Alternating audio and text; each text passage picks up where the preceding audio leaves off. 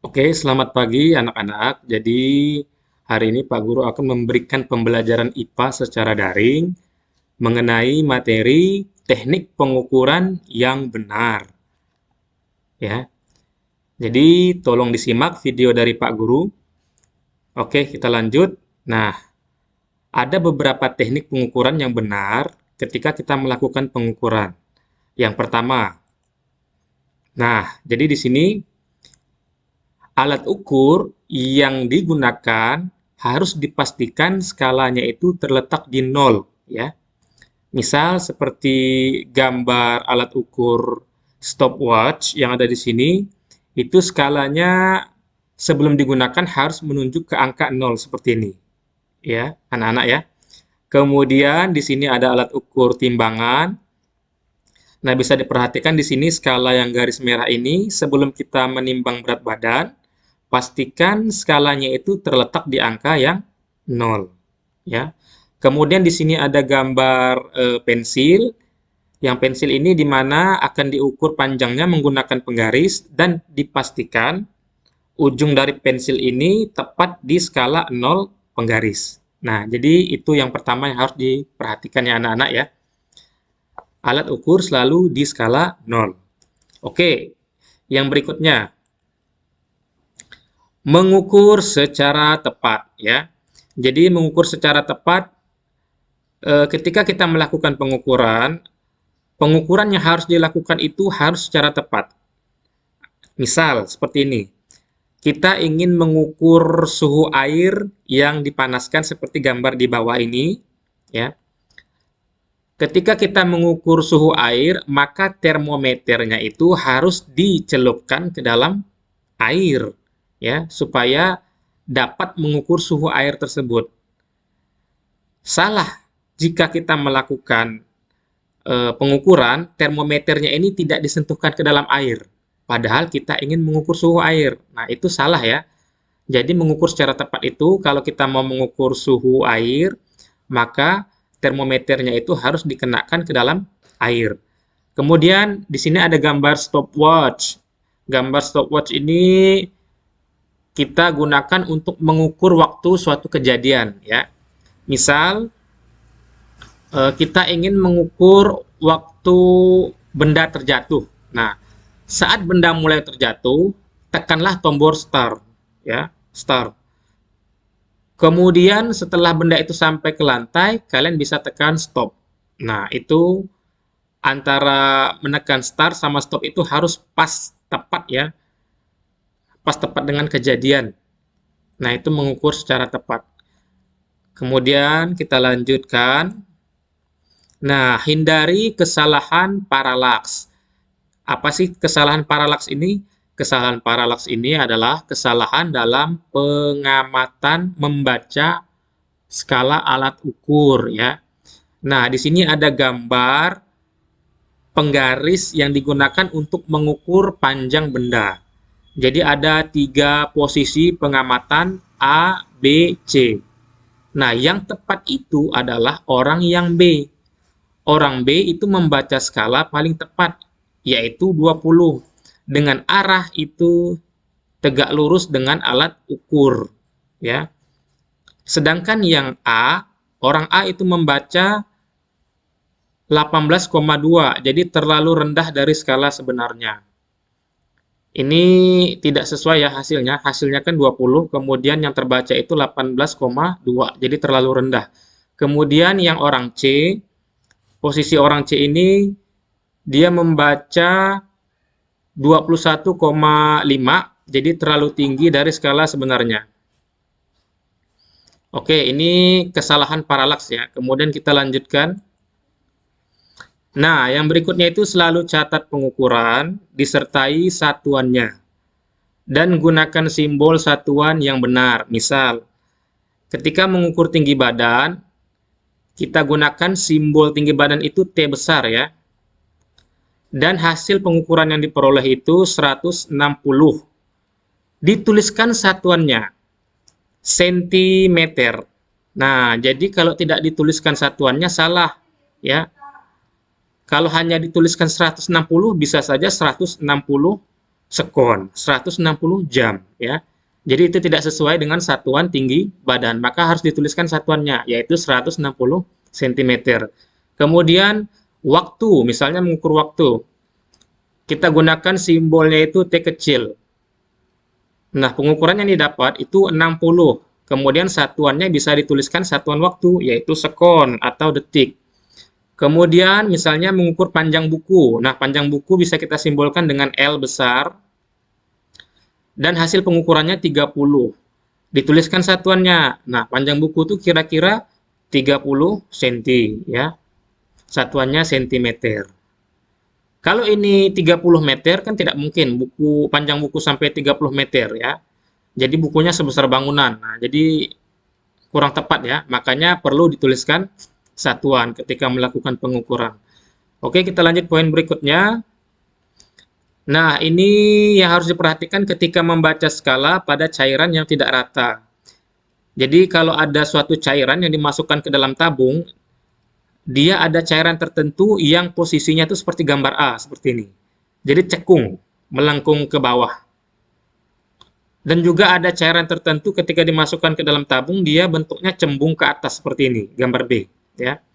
Nah, jadi pembacaan skala yang tepat itu adalah jangan dilihat yang bagian, kalau yang A ini, jangan dilihat bagian yang pas sisi yang tingginya ini ya. Tapi yang dilihat itu adalah sisi yang dasar, kalau dia cekung.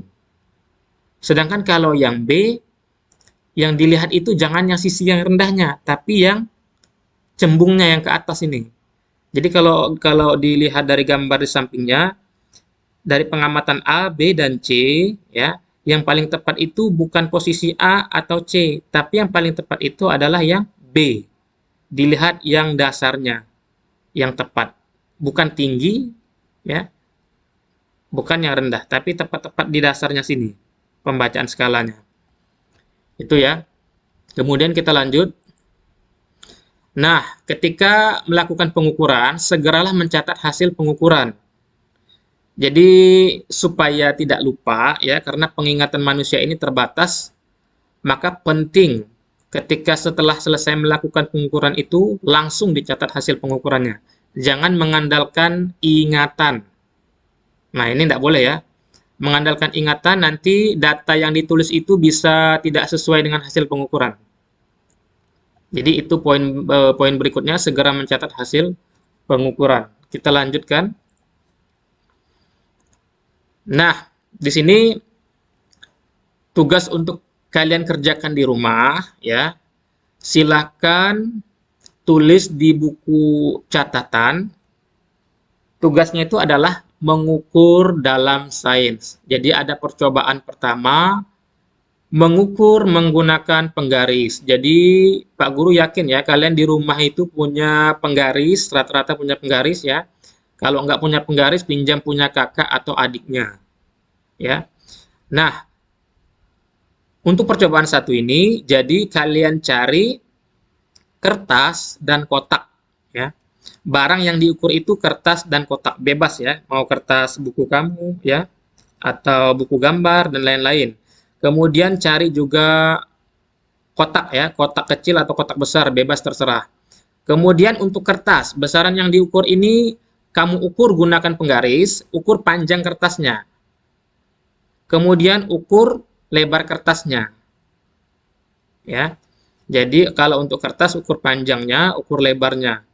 Kemudian untuk yang kotak ukur panjangnya, ukur lebarnya, dan ukur tingginya. Ya, jadi kalau kotak ini kan ada tinggi ya. Ukur dengan penggaris ya. Kemudian, nah di sini di tabel yang ini kan ada perkiraan ukuran disertai satuan ya. Perkiraan ukuran ini kalian sudah menentukan ukuran bendanya ya sebelum diukur ya. Jadi kalian tuliskan secara perkiraan kalian, kira-kira panjang kertas itu berapa ya sebelum diukur. Nah, kalian tuliskan di sini. Misalnya panjang kertasnya itu 29 cm, tuliskan. Sebelum diukur ya. Kalau yang perkiraan ukuran ini sebelum diukur. Tulis sampai ke bawah sini. untuk panjang kertas, perkiraannya berapa, lebar kertas, perkiraannya berapa sebelum diukur, panjang kotak, perkiraan ukurannya berapa sebelum diukur ya, lebar kotak berapa sebelum diukur, tinggi kotak itu berapa sebelum diukur. Kalian tuliskan perkiraannya di sini. Kemudian yang di tabel sampingnya ini hasil pengukuran. Nah, hasil pengukuran ini adalah hasil pengukuran setelah dilakukan pengukuran menggunakan penggaris, ya. Jadi panjang kertas ini kan setelah diukur dengan penggaris diperoleh hasilnya. Nah, dituliskan di sini berapa senti, ya. Sudah ya, dituliskan berapa senti. Sampailah tinggi kotak. Nah, itu diukur menggunakan penggaris. Kita lanjut yang berikutnya, tugas berikutnya. Tugas berikutnya ini di percobaan 2, yaitu mengukur menggunakan pita meteran. Nah, jadi yang diukur itu adalah tinggi badan teman kalian. Jadi carilah teman di sekitar rumah kalian. Kalau misalnya nggak ada teman, bisa kakak atau abang atau orang tua juga boleh kalau kalau yang ada di rumah ya. Cari sebanyak 5 orang, kalian ukur tinggi badannya menggunakan pita meteran. Nah, jika di rumah kalian itu nggak punya pita meteran, jadi jangan khawatir ya. Pita meteran ini bisa kalian ganti menggunakan tali rapia. Ya.